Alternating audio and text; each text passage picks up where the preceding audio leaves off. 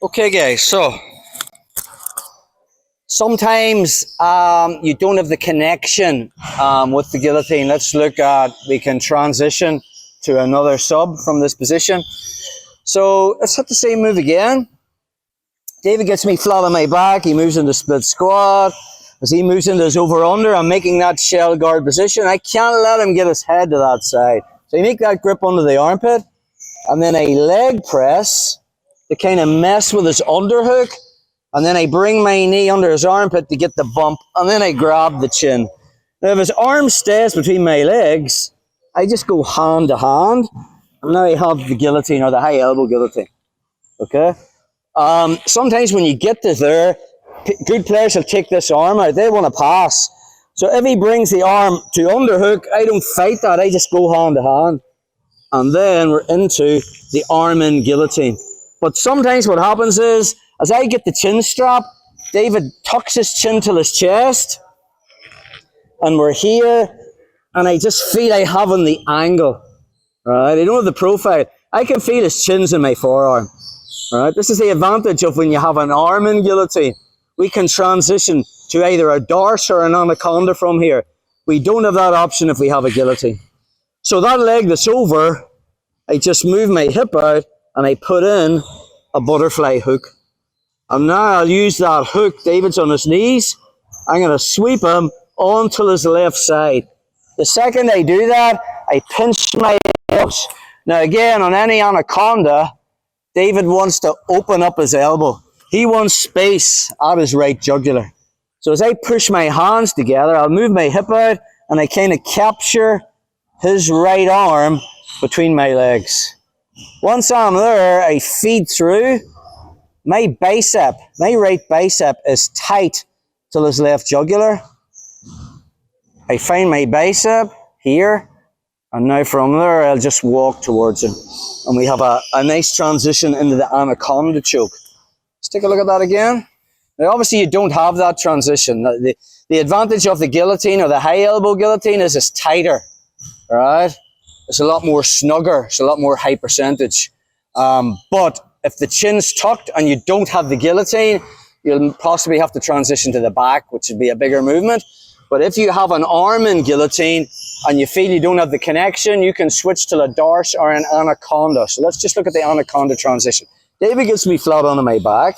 He moves into the position. I've got that shell guard control. I find the armpit, I leg press, and then I use my knee to sort of knee him in the armpit till I get the bite.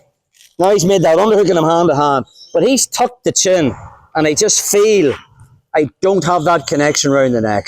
So that leg that's over his back, move your hip out and just put in a butterfly hook. And I'll use that hook to sweep David onto his left side. Notice when I do that, David's on his left side and I'm on my right side. Okay? Now a lot of people, they'll want to bring this elbow up, you know, to create space. So my hand-to-hand position, I'm pushing the elbow down, I'll move my hip out and I just kind of collect his right arm with my legs.